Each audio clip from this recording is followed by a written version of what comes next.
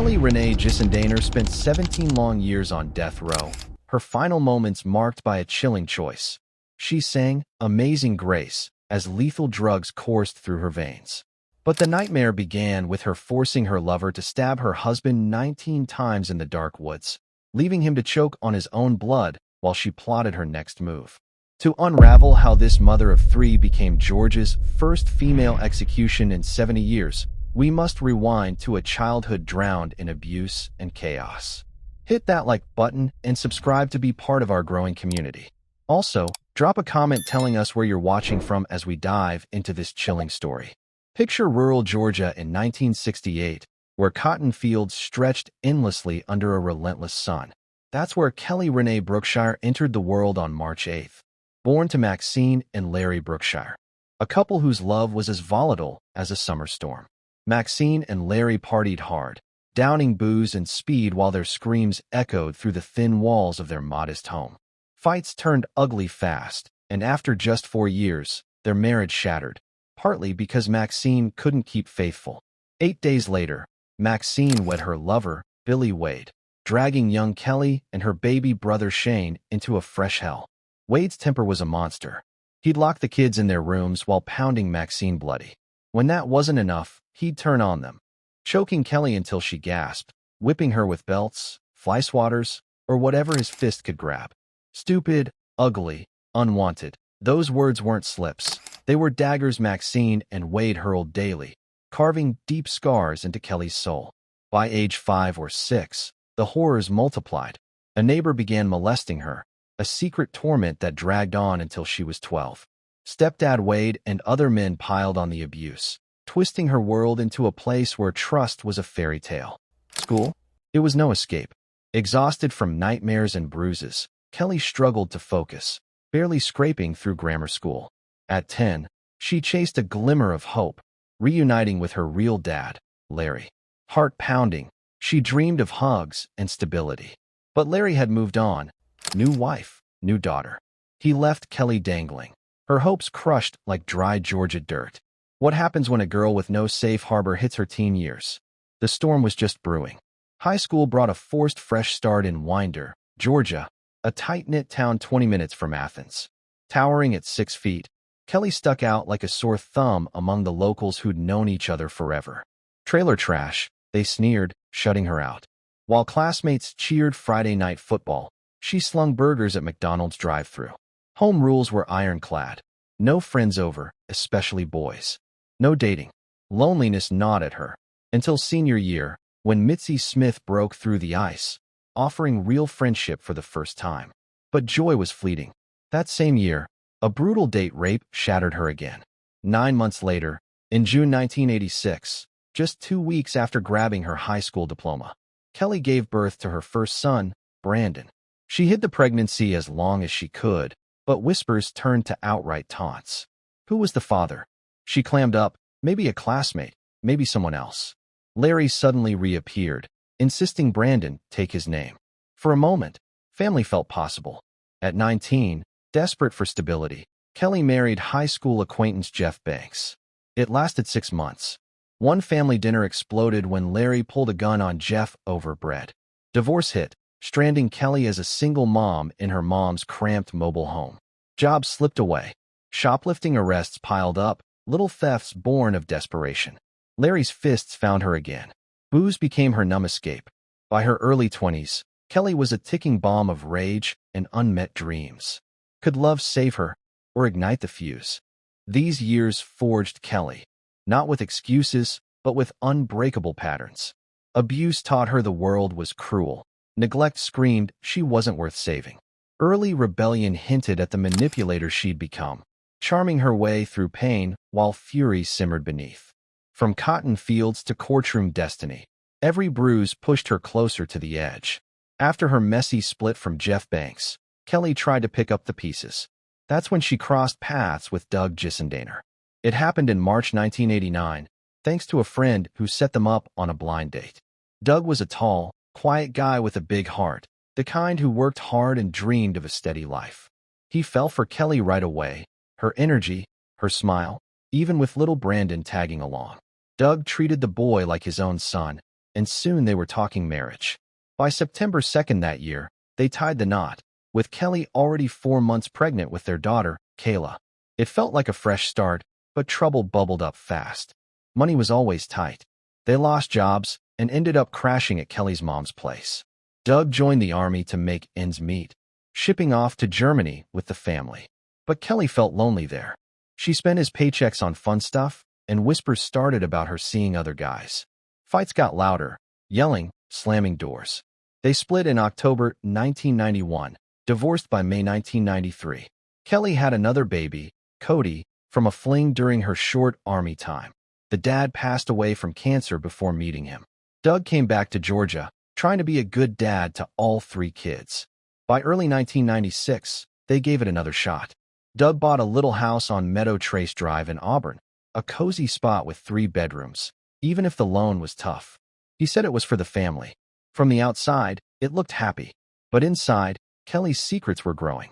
She wanted more, freedom, money, and that's where Greg Owen came in. Kelly first met Greg in September 1995 through his sister Belinda. Belinda was Kelly's boss at work, and one day she invited Kelly over to her house. That's where Greg was, a rough guy with a drinking problem, but Kelly felt a spark right away. They clicked, talking and laughing, and soon they were seeing each other in secret. Greg fell hard for her charm. They dated until April 1996, broke up for a bit, but Kelly reached out again in October. She called Belinda pretending to chat about a job, but really asked for Greg's pager number. Before long, they were back together, sneaking around. Kelly told a coworker she was unhappy with Doug and in love with Greg. The affair heated up, full of passion and promises. But Kelly saw Doug as a roadblock. What if he was gone for good? The idea started small, but it grew into something deadly. By November 1996, Kelly couldn't hide her frustration. Over drinks with Greg, she asked, "How do I get rid of him?" Greg suggested divorce, but Kelly shook her head. "No way. He'd never leave me alone. I want the house, the insurance money." She dreamed of cash from Doug's life policy, about $10,000, plus keeping the kids and starting fresh with Greg. They talked murder 4 or 5 times, always her idea. Greg resisted at first, but she pushed. Finally, they picked February 7th, 1997, a Friday. Kelly planned every bit. Make it look like a robbery, burn the car, create alibis. The clock was ticking, and Doug had no clue. That afternoon, around 5:30 p.m., Kelly picked Greg up from his apartment. She drove him to her house, slipped inside, and gave him tools, a heavy nightstick and a sharp hunting knife, 6 to 8 inches long. "Hide and wait," she said. Then she changed clothes and left, dropping the kids at her mom's for a sleepover. She told everyone she was having a girls' night. Doug was out helping a friend fix a car from 6 to 10 p.m. He headed home around 10:30, saying he'd go straight there. Kelly met her friends Pam, Carrie, and Nicole for dinner, then dancing at a club called The Shack around 10:30 p.m. She seemed edgy, insisting they go out even when one friend wanted to cancel. At 11:30, she suddenly said, "I have a bad feeling. I need to go home." She left alone. Back at the house, Doug pulled up around 11:30 p.m. He unlocked the door, stepped in, and Greg jumped out from hiding. Knife to Doug's neck, Greg growled, "We're going for a ride." Scared, Doug drove his own car, Greg in the passenger seat with the blade ready. They headed to a dark, wooded spot on Luke Edwards Road in Gwinnett County, near Harbins Park, a lonely place off Route 316. There, Greg made Doug get out, walk into the trees, and kneel down. Following Kelly's plan, Greg took Doug's watch and wedding ring to fake a robbery. Then, whack, he hit Doug hard on the head with the nightstick. Doug fell forward, silent. Greg stabbed him over and over, 8 to 10 times in the neck and back. Blood everywhere, Doug gasping his last breaths. As the stabbing ended, Kelly drove up in her car. She stayed inside at first, then got out to check if Doug was dead. "Is he gone?" she asked. Greg nodded. They left Doug's body face down in the dirt. Next, Greg drove Doug's car a short way up the road, about 3/4 of a mile. Kelly followed with a can of kerosene she'd brought. They poured it inside the car and set it on fire, flames lighting up the night to hide clues. Greg hopped in with Kelly, and she drove him home. On the way, they stopped at pay phones to call each other, faking normal chats. Greg tossed his bloody clothes, the knife, nightstick, and jewelry in a dumpster days later. Doug, a kind dad who just wanted family peace, lay alone in the woods, stabbed, beaten, gone. His kids would wake up without him. But Kelly's act was just starting. The next morning, February 8th, Kelly woke up and noticed Doug was missing. She called his parents and friends around 7 a.m., sounding calm. Too calm, some said. By noon, she filed a police report. Friends searched, but nothing. That Sunday, February 9th, rangers found Doug's burned car on a dirt road. Kelly acted shocked for 15 minutes, then went quiet. Over the next days, Kelly went on TV, begging, "Doug, come home." She took the kids to the circus, acted normal at work. But cops dug deeper. Friends spilled about the rocky marriage and her affair. Phone records showed 4-7 calls between Kelly and Greg before the murder, 18 from her, but none after. On February 19th, hikers found a trash pile. It was Doug's body. A mile away, animals had gotten to it. Dental records proved it was him. Autopsy: stabbed multiple times, dead from neck wounds. Cops questioned Greg again on February 24th. His roommate said his alibi was fake. Greg broke, confessed everything, and took a plea: life in prison, parole after 25 years. He fingered Kelly as the planner. That night, cops arrested her at home. She'd just told Pam on the phone, "I did it," but claimed Greg made her. Too late, the truth was out. With lies crumbling, Kelly faced the fight of her life.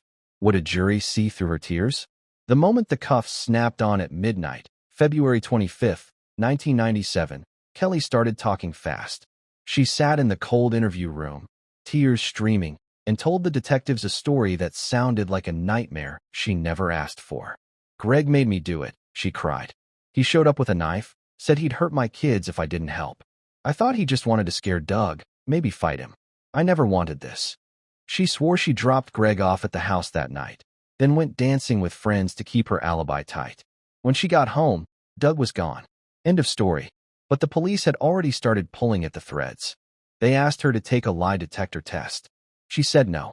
They asked about the phone calls, 47 to Greg in the days before the murder, 18 from her that very night. Kelly shrugged. "We were friends."